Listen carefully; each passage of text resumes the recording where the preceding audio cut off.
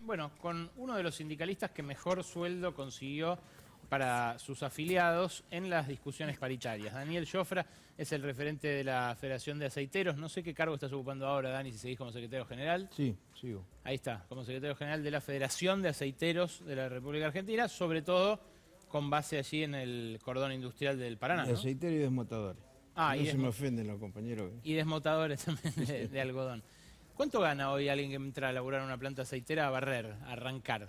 Mirá, nosotros arreglamos a fines del año pasado para que sea a partir del primero, para que tenga vigencia a partir del 1 de enero, 153.000 pesos un peón.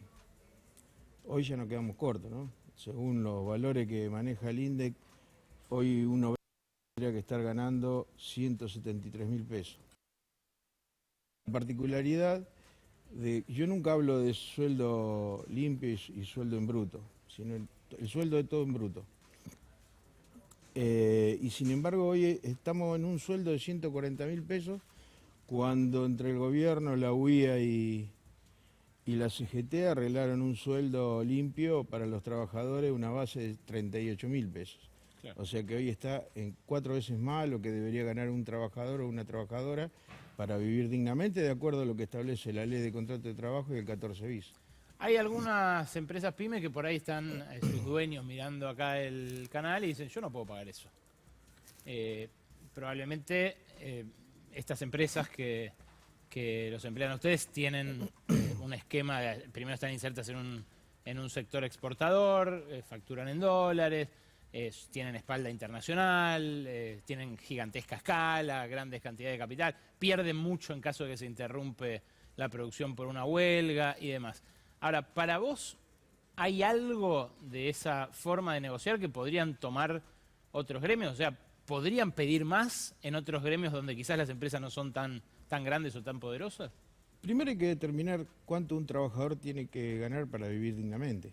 En la medida de que los trabajadores no sepan cuánto tienen que cobrar para cumplir todas las necesidades que establece la Ley de Contrato de Trabajo y el 14 bis, y va a ser muy difícil que lo puedan hacer, porque las organizaciones se encargan de ver la coyuntura y bueno, ¿cuánto es? ¿50%, un 60%?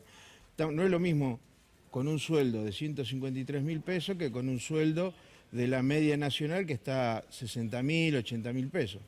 Entonces, esa discusión que nosotros queremos dar, en donde las organizaciones sindicales quieren discutir de acuerdo a la inflación o a lo que plantea el sistema, y no a las necesidades de los trabajadores, hace que los trabajadores sigan siendo pobres. Los que son pobres van a seguir siendo pobres, más, se acumulan cada vez más los pobres. Sí, claro.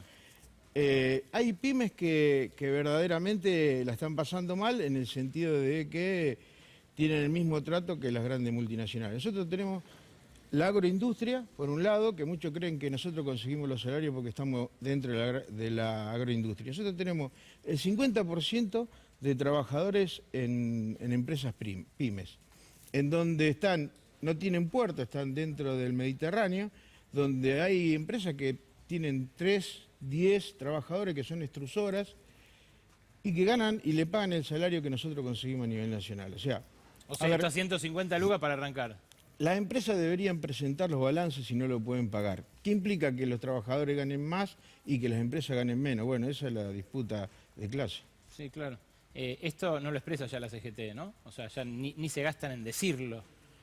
Yo creo que gran parte de la CGT, no toda, sino gran parte de la CGT tiene vergüenza también de plantear estos temas, ¿no? Me parece que si no implicaría de que ellos salgan a discutir un salario mínimo vital y móvil que no sea esa base que ellos imponen, que evidentemente discutir como CGT, con lo grande que es la CGT, discutir un salario inferior a la pobreza es realmente canallesco, es una vergüenza realmente, y es absurdo que haya tanta diferencia entre lo que un trabajador tiene que ganar y lo que realmente reclama la CGT. Pero vos decís que les da vergüenza el monto y que entonces por eso no reclaman, porque sí, creo que le da vergüenza vergüenza enfrentar al gobierno y a la UIA. Supongo yo que eso, no creo que tengan miedo. Porque evidentemente para otras cosas no tienen miedo. Entonces, ¿para qué, por ejemplo? Me parece, y para seguir estando ahí dentro del poder, ocupar un lugar que deberían ocupar otros dirigentes que quieran pelear por un país más igualitario, que los trabajadores no sean pobres. La verdad que es una vergüenza que teniendo trabajo uno tenga que ser pobre, ¿no? Donde antes, hace 40 años atrás, uno quería ir a buscar un trabajo para no ser pobre. Ustedes han hecho, yo me acuerdo una vez cuando fue la discusión del fideicomiso del aceite, vos me decías 1 litro de aceite y lo comparabas con lo que vale Con 1 una litro de botella de leche, con una botella de agua. ¿Cómo es eso?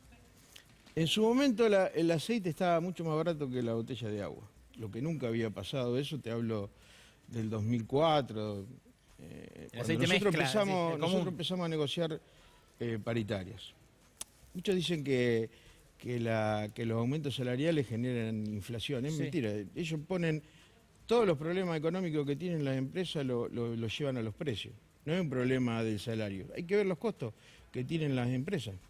Hoy estaba escuchando, creo que Feletti estaba diciendo que iban a ver los costos que tenían las empresas, iban a analizar. Creo que hay que tomar las medidas de acuerdo a los costos que tengan las empresas. Y se van a llevar, más allá de que son bastante tramposas las empresas a la hora de plasmar los costos, a la hora de presentar un balance, que de hecho nunca lo hacen, y el gobierno tampoco le exigen en una negociación. Pero vos decías que en ese momento valía más barato el aceite mezcla, el aceite de freír, que el agua. El agua, sí. Después eso fue cambiando. Sí, hoy lo superó ampliamente. Ampliamente. Sí. Ahora, lo que también pierde de vista uno con la inflación que hay tan acelerada es la diferencia de sueldos, ¿no? Porque vos hoy estás hablando de 153 lucas para arrancar de un peón y el sueldo que más se repite A en la partir del 1 de enero, vale. O sea, Hoy está 173.000. porque tienen ajuste además, Claro. ya tuvieron un ajuste. No. Esto es lo que establece el INDE. Nosotros nos tenemos que juntar supuestamente en agosto, seguramente vamos a adelantar las paritarias, No, lo que digo es, la revisión. esa diferencia que hay hoy entre el caso de ustedes y el caso de un, no sé, un informal que en un comercio, en un kiosco cobra 50 lucas, 60 lucas, que son los sueldos que más se repiten en la economía, además, porque es así el panorama salarial. Esa disparidad tiene que ver con cómo claudicaron los dirigentes sindicales, tiene que ver con cómo las empresas se fueron apropiando del excedente. ¿Cómo lo lees? ¿Cómo lo interpretas? Mira, yo creo que es absurdo la diferencia salarial que hay entre algunas organizaciones o algunos sectores y otros. Me parece que el problema está en la sumisión que tienen los dirigentes sindicales nacionales, que son los que negocian, algunos dirigentes, no todos, pero en su gran mayoría, por eso tenemos un 52% de pobres, que han dejado que las patronales le den lo que quieren, sin siquiera discutir. Por eso yo digo de que los trabajadores deberían saber cuánto tienen que cobrar, cuánto vale cada una de esas necesidades. Y si no, tendríamos que replantearnos si no son muchas las necesidades que establece la ley de contrato y empezar a sacar, decir, bueno, ¿con cuánto me alcanza este salario? ¿Me alcanza para 3 necesidades? Listo. Eso es lo que te alcanza a vos. Yo creo de que hay que dar lucha. Esto si no se moviliza, si no se hace huelga, que es la herramienta que tenemos los trabajadores para enfrentar no solamente a los patrones, sino al gobierno que esté de turno, y va a ser muy difícil que lo podamos lograr. La primera gran huelga que hicieron ustedes creo que fue 2014. 2015. Y estaba Axel Kicillof en el gobierno y Sí. Cristina Fernández de Kirchner. O sea, él era el ministro, Cristina era la presidenta y ustedes, me acuerdo, en un momento le pusieron en aprietos al gobierno porque se había interrumpido el flujo de dólares más importante. Ahora cuando te dicen no se puede hacer una huelga porque le somos funcionales a la derecha, que vuelve, que viene Macri y demás, ¿vos qué le decís? ¿Este gobierno no es funcional a la derecha? Es decir, si siguen así, seguramente van a volver. Y no es producto de que los sindicatos hagan huelga, porque si no, no tendríamos el 52% de pobres. Es decir, hay una cuestión de batalla cultural en el medio que nos quisieron hacer creer de que los culpables de la crisis económica que tiene este gobierno son los trabajadores, son los propios trabajadores que se hicieron pobres a través de ¿qué? A través de huelga. No hicieron huelga, por eso estamos así. Si la CGT haría una huelga, y te digo esto por tiempo indeterminado, seguramente muchas cosas cambiarían, seguramente los trabajadores no serían pobres y seguramente la clase trabajadora se empoderaría y no tendríamos que esperar las dádivas que tienen los políticos cada vez que asumen un gobierno. Hablaste de vergüenza, hablaste de miedo, ¿no será también complicidad o corrupción? Sí, la verdad que los desconozco. Yo si hay corrupción, si hay cómplices son cómplices. Vos cuando haces las cosas mal sos cómplice de lo que tienen que tomar una determinación para que otro esté mejor. Es decir, me parece que en ese sentido, acá las cuentas están claras, es decir, hay que discutirlas nada más. Es decir, bueno, ¿por qué nosotros negociamos estos valores y por qué otros sectores negocian mucho más bajo, la mitad? Es decir, hay otros que, camioneros, bancarios, los de automóviles, qué sé yo. Hay muchos gremios que pelean salario acorde a las necesidades de los trabajadores. Quieren ningunear a esos dirigentes diciendo de que están en un sector privilegiado, que son unos patoteros, como le dicen a los camioneros. A Moyano. Parecería de que uno quisiera vivir dignamente y está mal que pelee por eso. Lo que puede ocurrir, sí, es que en el caso de volver Macri, vaya, como dijo la semana pasada ante los magnates que se reunieron en el Yao Yao, que vaya por una reforma laboral, por una reforma previsional y por una reforma monetaria en los primeros 90 días del mandato. Si fuera así, ¿qué pasaría? No creo que la clase trabajadora lo permitiría, no me parece. Yo creo que haya reaccionado con lentitud en algún momento cuando quisieron flexibilizar la ley de contrato de trabajo, pero hoy no está Macri. Y sin embargo tampoco podemos empoderar al movimiento obrero. Deberíamos haber recuperado por lo menos lo que había dejado Cristina, que era el 25% de pobreza, y ni siquiera al contrario, cada vez estamos peor. Entonces, evidentemente pensar de que va a venir Macri o quien venga de otro partido no me preocupa tanto como no entender de que los trabajadores tienen que tener más poder. Si los trabajadores tienen poder, seguramente vamos a enfrentar al macrismo, a los Fernández o a quien sea.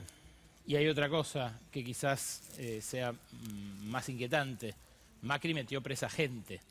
Macri orquestó causas enteras con jueces amigos, con fiscales, con periodistas. Sí.